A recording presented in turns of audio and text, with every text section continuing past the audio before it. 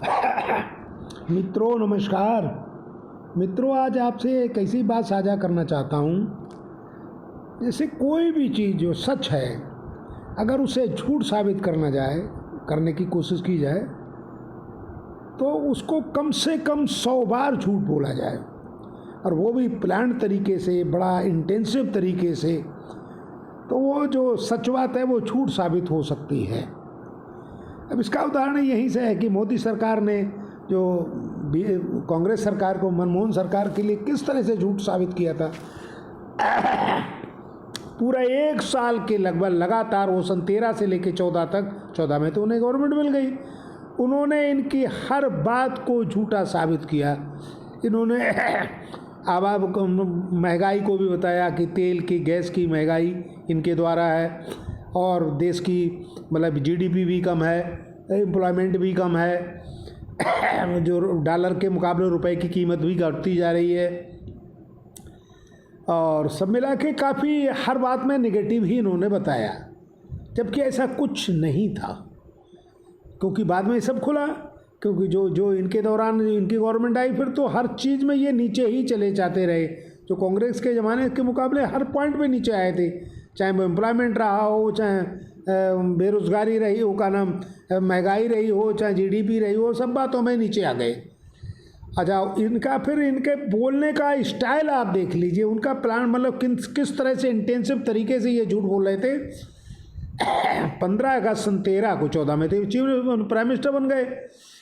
जो मनमोहन जी उस समय के प्रधानमंत्री थे, मनमोहन सिंह, उन्होंने उस पर लाल किले से जो भाषण दिया था, जो अपनी पॉलिसी बताई थी, अपनी सरकार की उपलब्धियां बताई थी, 2 घंटे जस्ट बाद ये वहीं का नाम अपने वहाँ के चीफ मिनिस्टर थे गुजरात के, तो गुजरात के एक कॉलेज में इन्होंने उसका मॉडल पहले से ही बनवा के रख लिया था, लाल किले का। उसके प्राचीर पे खड़े होके और इन्होंने पूरी तरह से भाषण दिया कि जो मनमोहन सिंह ने कहा वो सब झूठ है, और हम लोग जो हैं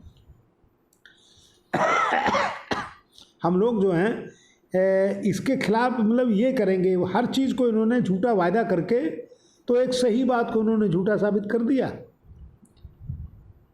ऐसे ही करप्शन के बारे ऊपर आया था, इन्होंने 2-3-4 जो समय लगाए थे। एक तो वजह 2G वाला था, एक कोल घोटाला का था, एक राष्ट्रमंडल खेलों पे जो था जिसमें कलमाड़ी साहब इन्वॉल्व थे। तो इन्होंने बताया कि 2G वाले में तो ये बताया कि वो जो उसकी बिड कम पे हुई है, उससे ज़्यादा पैसे वाले लेने वाले थे। जो पता लगा कि वो उसकी बिड नहीं हुई थी, उसका तो कानून है, जो पहले आ रहा है वो पहले पा रहा है।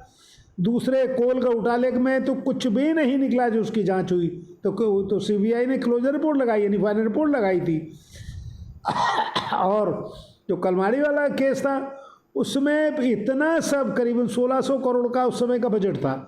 तो पूरा स्टेडियम बनवाने, पुल बनवाने, राष्ट्रमंडल का विलेज बनवाने, खिलाड़ियों को रहने के लिए, उनके लिए स्टेडियम, और दुनिया भरे का इतना बड़ा इंफ्रास्ट्रक्चर, उस पर कहीं पे कुछ नहीं था। एक मशीन, जो टाइमिंग वाली मशीन होती हैं, उसके हिसाब, उसको इन्होंने CAG ने किस तरह से, पता नहीं किस तरह से क्या बता दिया कि इसमें थोड़ी सी, मतलब ये कम पैसे में आ सकती थी, देश को इसमें नुकसान हुआ, तो इसमें मुकदमे चले। हालांकि बाद में क्या हुआ, इसका तो क्लियर हो गया घोटाले। और फिर उसमें उसी ज़माने में एक विनोद कुमार आए हुआ करते थे CAG, उन्होंने ये सब दिया था। तो जब उन पे संजय निरुपम, जो कांग्रेस के पार्लियामेंटेरियन, मतलब सांसद थे, उन्होंने मुकदमा लगाया, कि उन्होंने अपनी एक किताब में लिखा था कि ये सब जो है, जो मनमोहन सरकार के दौरान ये इसमें करप्शन हुआ है, एम्बेजलमेंट हुआ है। तो फिर उस पर इनके खिलाफ अविश्वास का नाम डिफेमेशन का केस आया, तो इन्होंने वहाँ कोर्ट में जाके एफिडेविट दिया और माफ़ी मांगी, और कहा ये सब झूठ, हम किसी तरह से मैनेज हो गए, बहरहाल हमने इसको सही नहीं बोल पाए, झूठ बोल पाए। तो आप देखिए किस तरह से झूठ साबित हो। अब इनकी बात आती है, उसके विपरीत में ये होता है कि कोई चीज़ जो साबित सही थी वो झूठ साबित हो चुकी है। अगर उसको सही साबित करना है तो आपको कम से कम 100 बार फिर उसके लिए प्लांट तरीके से ही सही बोलना पड़ेगा, बताना पड़ेगा। मेरा अपना आंकलन है इन बातों में, मेरा अपना खुद का आंकलन है। इसमें कांग्रेस फेल हो गई थी, वो नहीं बता पाए, उन्होंने उस तरीके से नहीं निगेट किया। इसी संदर्भ में थोड़ा सा आजकल ये वो चल रहा है, जो इंडियन अलायंस का जो है, इंडिया अलायंस पे जो जितने भी लोग इकट्ठे हो रहे हैं उनके खिलाफ मोदी जी का एक बड़ा उनका नाम वो कह रहे हैं कि जैसे भोपाल में ने खड़े होकर कहा कि इन अलायंस वालों के लिए इनकी गारंटी क्या है, ये देश को लूटेंगे, मतलब का नाम घोटाला करेंगे, लेकिन मेरी गारंटी है मैं इन पर मुकदमा चलाऊंगा, इनको जेल भेजूंगा। लेकिन ये यहाँ पे एक बहुत बड़ा लूपहोल ही होता है, ये सेलेक्टिव है, ये सीमित है, ये उन्हीं लोगों के खिलाफ है जो मतलब इनसे नहीं मिल रहे हैं। जैसे अब इन्होंने एनसीपी को बताया 17,000 का कोड बता रहे थे, उसी दौरान बिल्कुल उसी समय एनसीपी के जो इनके भतीजे थे शरद पवार के, अजीत पवार, वो उन्होंने मोदी जी से मिल गए और वो इनको डिप्टी चीफ मिनिस्टर भी बना दिया। ऐसे शिवसेना का है, वहाँ क्या शिंदे को चीफ मिनिस्टर बना दिया गया, वो चूँकि उद्धव ठाकरे से अलग हो गए। और उससे भी पहले की बातें कांग्रेस में कभी हेमंत विश्वा शर्मा जो वहाँ के चीफ मिनिस्टर उन्होंने बना दिया, वो पहले कांग्रेस में थे, तो कांग्रेस में थे तो उनके खिलाफ मुकदमे थे। ऐसे शुभेंद्र अधिकारी टीएमसी के जो नेता हुआ करते थे, जब वो कांग्रेस से हटके इनमें आए, बीजेपी में आ गए, तो लीडर ऑफ अपोजिशन बना दिए गए।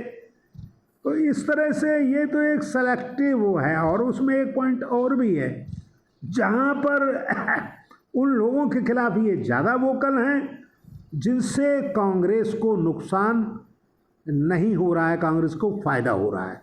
और कहीं ऐसे हैं, कुछ दल ऐसे भी हैं शामिल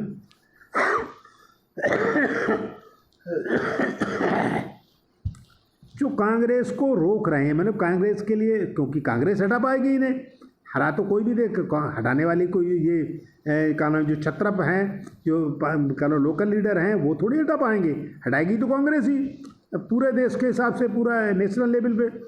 तो जहां उन्हें दिखाई देता है कि ये कम नुकसान कर रहे हैं या कांग्रेस का नुकसान कर रहे हैं, कांग्रेस को आने में ये कांग्रेस का वोट ये थोड़ा सा रोक रहे हैं, अपने फेवर में ले रहे हैं, वहाँ पे वो ज़्यादा ध्यान नहीं दे रहे हैं। तो ये एक अजीब सा एक वो चल रहा है। अब इसमें इसको ही देख लीजिए, जैसे जो लोग कांग्रेस के खिलाफ फेवर में जा रहे हैं, जो अलायंस के फेवर में, चाहे वो स्टालिन रहे हों, चाहे आपके का नाम इसका आंध्र प्रदेश के जगनमोहन रेड्डी रहे हों, चाहे तेलंगाना के आपके चीफ मिनिस्टर या उनकी बेटी, जिसको इन्होंने उनको भी मुकदमे में बना दिया, तो उनके खिलाफ भी केस बना दिया। और चाहे आपके झारखंड के चीफ मिनिस्टर रहे हों, चाहे छत्तीसगढ़ के चीफ मिनिस्टर रहे हों, लालू का तो पूरा परिवार ही इन्होंने मुकदमे में दोबारा फिर एक केस लगा दिया। और जैसे उत्तर प्रदेश में भी आता है, उत्तर प्रदेश में भी मायावती का भी नाम आता है कि इन पे आय से अधिक ज़्यादा है, अखिलेश जी का भी नाम आता है। और पश्चिम बंगाल में तो टीएमसी पे तो बहुत ही ज़्यादा उनका है कि किसी तरह से। अब ऐसे ही वहाँ पे दक्षिण में आप देख लीजिए, महाराष्ट्र में अजीत को तो अजीत इनके संग, अजीत पवार इनके संग आ गए, तो वो तो डिप्टी चीफ मिनिस्टर भी बन गए, इनके चहेते भी बन गए, उन पर कोई खिलाफ केस ही नहीं रहा, जबकि उसी दौरान वो उनके खिलाफ चार्जशीट आई थी। और ये आपके शिंदे हैं, उनको चीफ मिनिस्टर बना दिया गया। शिवसेना जबकि इनके खिलाफ हुआ करती थी, मतलब हालांकि हो ही गई थी क्योंकि उनकी गवर्नमेंट, तो अब उनको ठाकरे जो हैं, उद्धव ठाकरे, वो इनसे अलग हैं, लेकिन शिंदे चूँकि इनके पास आ गए हैं तो वहाँ के चीफ मिनिस्टर भी बन गए हैं। अब उनसे किसी तरह का उनके लिए कोई परेशानी नहीं है। तो ये पूरा ये आकलन है इस तरह का। अब इसमें एक पॉइंट और जोड़ा जाए, जैसे ये इतना सब कर रहे हैं, मेन तो धुरी जो है इस अपोजिशन की, और जो हटा सकती है, जिससे इन्हें डर भी है, उसी के खिलाफ कहे कोई कुछ भी। जैसे अभी जाति जनगणना वाली बात आ रही है, तो उसके लिए तो बिहार वालों ने किया, लेकिन वो कांग्रेस के खिलाफ ही बोलते हैं। उन्हें दिखाई दे रहा है कि नुकसान तो हमें जो हमारे लिए हटाने के लिए तो कांग्रेस हटाएगी। तो उस पर जो है कांग्रेस के खिलाफ, हालांकि मुकदमा इन्होंने सुब्रमण्यम स्वामी ने लिख दिया था, तो एक तरह से तो उसमें ना तो कोई का नाम उसकी कोई वो ही है, इन्वेस्टिगेशन हुआ, ना कोई चार्जशीट लगी है। हालांकि कोर्ट ने कॉग्निजेंस ले लिया था, लेकिन उसके बाद में आज तक कोई केस तो उनके खिलाफ स्टैंड बन ही नहीं रहा है। बुलाया इन्होंने है ही उनके खिलाफ, तो ना तो कोई मैनिपुलेशन हो रहा है, ना ही किसी तरह का गबन हो रहा है। ईडी केस, जैसे अब ईडी से उन्होंने कई बार बुलवा लिया, सोनिया गांधी को भी बुलवाया, राहुल गांधी को भी बुलवाया।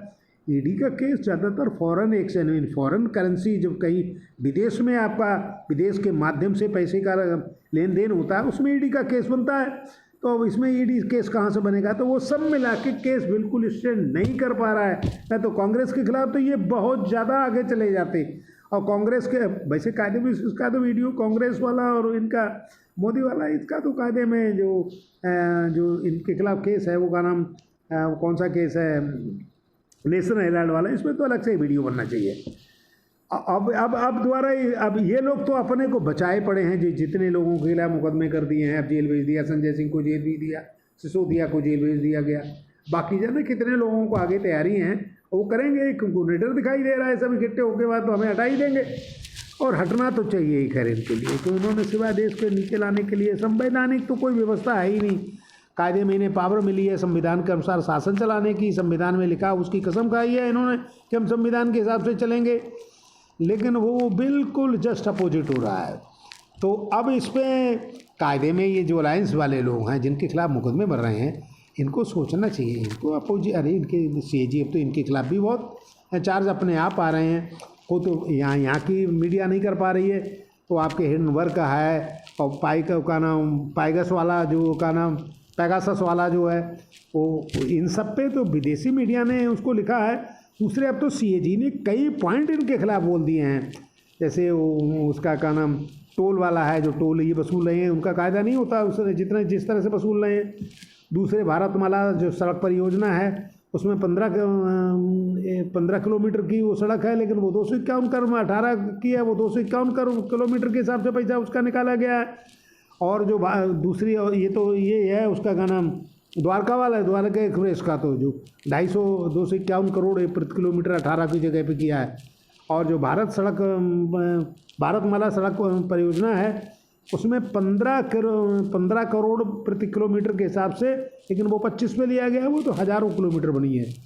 अच्छा, दूसरे आपके का नाम ये प्रधानमंत्री का जो पीएम केयर्स है, कहीं पहला दुनिया में एक ऐसा देश मुल्क है, ऐसे शासक हैं जो प्रधानमंत्री हैं देश के, उनके उस पते पे एक फंड क्रिएट होता है जिसमें बहुत बड़ा चंदा सरकारी नौकर लोग भी देते हैं, ब्यूरोक्रेसी भी देती है, और का नाम आपके ब्यूरोक्रेट भी देते हैं, लेकिन उसका कोई भी ऑडिट नहीं है, उसे पता ही नहीं है वो पैसा कहाँ जा रहा है। ऐसे ही आयुष्मान कार्ड में भी एक आयुष्मान पर 7-7 लाख 7.5 लाख लोगों का वो बन रहा है। उसमें जाने कितना इस तरह से, तो अब तो बहुत तेरा हो गया, इतना हो गया। अगर कायदे से इसको देख लिया जाए, अब किसे फुर्सत है, इसे कौन देख पा रहा है? ये लोग अपनी चिट्ठी बचा रहे हैं। तो मेरे कहने का मतलब ये है कि ये जो वैसे अगर सही जांच हो जाए, तो अगर कहीं से भी गबन होता है, कोई भी पार्टी गबन करती है, अरे देश का पैसा है, आपका हक क्या है?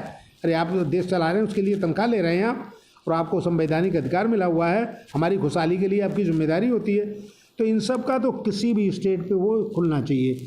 लेकिन जहाँ खाली फर्जी तरीके से फंसा रहे हैं और जो आपके साथ होते जा रहे हैं, तो यहाँ पे शक की सुई तो घूमेगी ही। बहुत बहुत शुक्रिया, बहुत बहुत धन्यवाद।